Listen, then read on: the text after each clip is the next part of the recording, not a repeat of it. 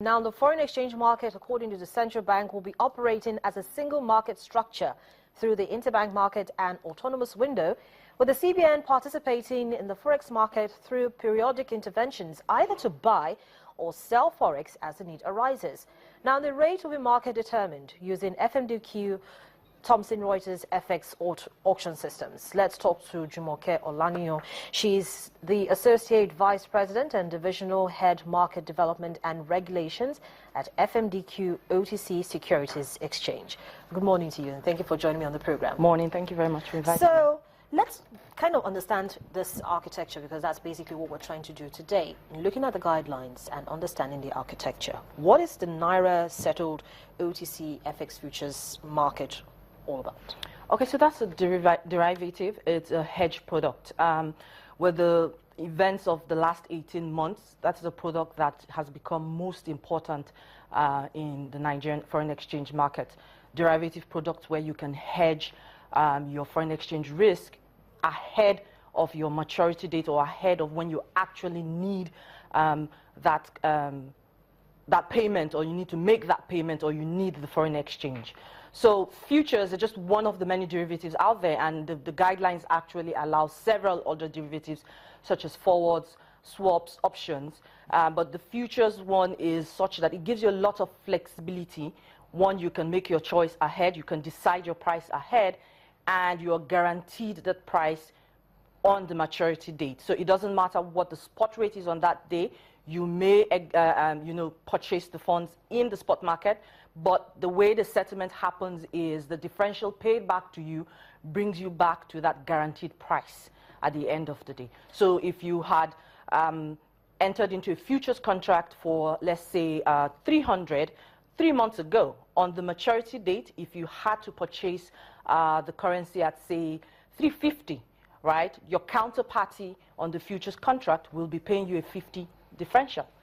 If, on the other hand, you had a spot market rate was saying 280, which means there's a 20 naira differential in your favor, but you've been guaranteed 300, you will have to pay your counterparty 20 differential. But, you know, this is coming in at a time when already there's so much pressure, and you already have a lot of investors, businessmen who are anxious to get this particular, to get the currency as quickly as possible. Mm-hmm. How, would you advise at this particular time for such ones who want to come into the market to trade with the futures? Well, the anxiety was as a result of the pressure and the stress in the market at that time. And what we saw was a lot of businessmen, what we call front-loaded their demand. Now, because you have a future where your price is guaranteed at the exact time or the exact date you need it, you don't necessarily have to come to the market right now, because on the day you execute the future transaction, there's no settlement, there's no payment. Everything happens on the maturity date. So you can enter the market today, you enter into a futures contract, say for 3 months or 6 months or 12 months, as the case may be, and you are comfortable that you've locked in a rate. You're not exposed to the fluctuations of the exchange rates in the spot market. So I would say that this is coming to address their worries and why they were front-loading in the first place. And so they should take advantage of this product as much as possible, because it addresses that time volatility for them. Okay, quickly before I ask you how FMDs is going to be involved in all of this, just quickly comment on this. On Monday, the interbank trading under the new guidelines would begin. Mm-hmm. What are your expectations? How do you think it will be? I expect market to determine where the exchange rate is going to be. Is it going to hit the roof? I expect that the market is going to determine what level they want to price the exchange rate at, taking into consideration various factors. They're going to look at what liquidity levels are in the market. They're going to look at what demand is in the market.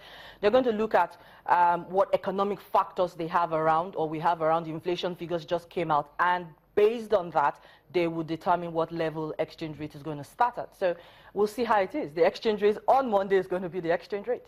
Okay, so how would FMDs OTC platform be involved in this particular trading? Well, so the FMDs, as you know, is a securities exchange, and one of our primary mandate is to organize the market. One of our key ways of achieving that is technology. So the systems that are going to be used to trade the products in the market, all the products, spot, forward, swaps, and options, and futures, is going to be the FMDs systems as approved or endorsed by the central bank. So FMDs will be the the exchange where foreign exchange market trades are executed for all the participants in the market. Likewise, being the organizer, FMDQ also will be involved in setting what the standards in that market would be, to engender the professionalism of that market and the orderliness of that market. FMDQ will be the one publishing and releasing all those standards in the market. So that's how we come in this. And then you're going to have a lot of work on your hand, especially since you're the divisional head of market development and regulation. Well, that's the beauty of systems, isn't it? They Yes. do everything. My work is to define what the systems should do, engage markets, and ensure that we all agree what we want to achieve in this market. And once we're in like minds and we all agree, markets will run very smoothly. But then you see, markets always have a way of gaming you. So what happens when you have infractions? Well, again, that's part of FMDQ's function. So the second mandate for FMDQ is it's a self-regulatory body. It's a self-regulatory organization empowered by the SEC. So in setting the standards, you also set penalties for infractions. And because the central bank is the product regulator for foreign exchange, such penalties can go as far as the central bank's sanctions as well. So FMDQ would have sanctions for unprofessionalism in the secondary market. But again, the central bank governor was very clear to say anyone who is outside the guidelines or not playing according to the guidelines will be sanctioned. So it's a balancing game. So in terms of trying to balance this out, a lot of people are wondering already. You mentioned it when you started speaking, about the benefits of having, hedging your funds, as the case may be, to draw down and the rest of it. But what are the drawbacks? Drawbacks on derivatives? Yes. I have to say, derivatives, whether you like it or not, you must be mindful of the risk, understand the product very well before you go into it. There's nothing in financial markets, it's all about risk. But then the risk of derivatives is hedging, the spot risk that you would have been exposed to. So I think for me, that's the most important one, that you just understand the product and that you're going in to understand what your obligations would be when you enter such a contract, and you'll be fine to go. Because with FMDQ, a lot of the other inherent risks are being addressed in the sense that we're prescribing market standards and what market structures should be like. So that helps you a lot. I must mention also, for products like futures, you have what we call margining in the structure of the product. So that also addresses some of the risks that you will have been exposed to in such a product. So it's one of the reasons why it's one of the products we brought forward into the market, as against all the other derivative products that are available in the market as well.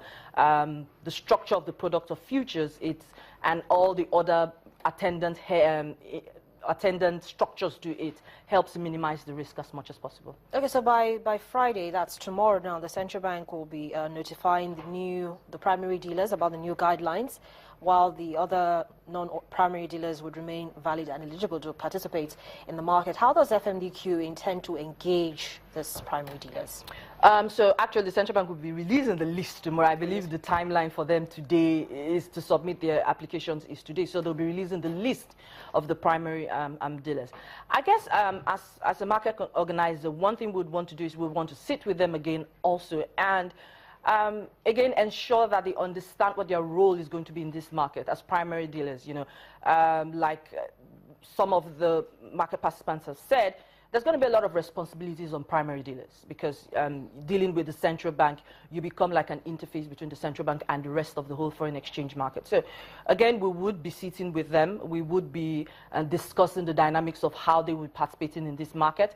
A bit of the standards and professionalism expected of them in that market as well, because they're generally all authorized dealers, so they're going to be trading in all the sections of the market, not just the primary dealership market that they will be interfacing with the central bank. They'll also be trading in the interbank market generally. They will have client trades as well. So we'll be sitting with them and discussing how to ensure that this role that they've taken on is a success, and to ensure that they understand their responsibilities and obligations. So, Jumoke, as part of those who are, in the engine to make sure that everything works very smoothly, what do you expect to see in the next few months? Do you expect to see a balanced market? Because now with the introduction of these new guidelines, most analysts are actually excited and that it might bring a sort of equilibrium into the market. Do you expect that as well? Well, I guess that's the underlying, and that was the ultimate goal, to bring some balance to the foreign exchange market. But I have to say that, and allow me to deviate a bit, that I guess in designing all of this, with the central bank's idea, we have to, as a country, look beyond just the market dynamics.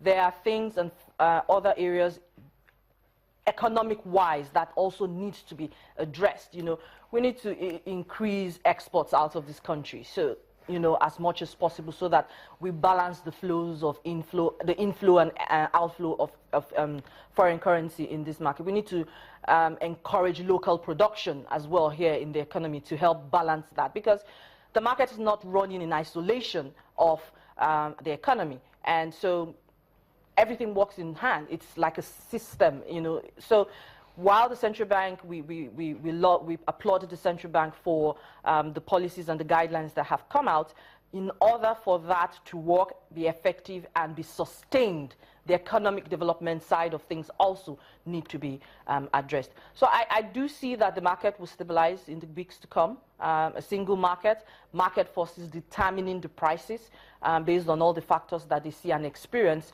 I guess I see that the market will stabilize in some weeks. Jumoke, thank you so much for coming on the program. Thank you for having this me. morning. Jumoke Olaniyan is the Associate Vice President and Divisional Head, Market Development and Regulations at FMDQ OTC Securities Exchange.